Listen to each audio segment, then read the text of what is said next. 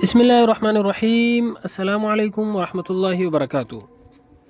آج ہم بات کریں گے خواب کے اندر گلے لگانے یا گلے ملنے کے حوالے سے۔ اس کی مختلف صورتیں ہیں اور ان کی مختلف تعبیریں ہیں۔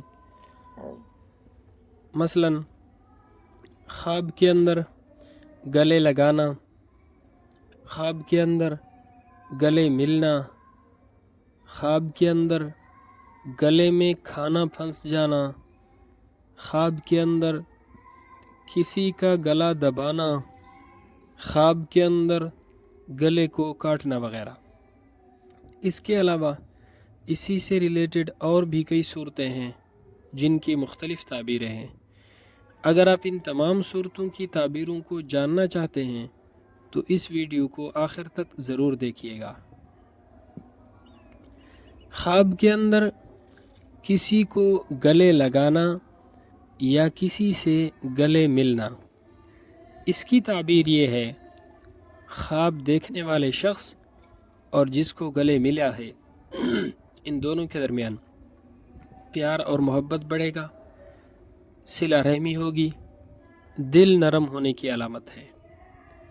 خواب کے اندر گلے میں کھانا پھنس جانا بیماری واقع ہونے کی علامت ہے، یا خواب دیکھنے والے شخص کی موت واقع ہونے کی علامت ہے، یا کسی سخت قسم کی تکلیف اٹھانے کی علامت ہے۔ اسی طرح خواب کے اندر گلا بڑا دیکھنا روزی یعنی رزق فراخ ہونے اور رزق کے اندر برکت ہونے، مال و دولت کے اندر اضافہ ہونے کی علامت ہے۔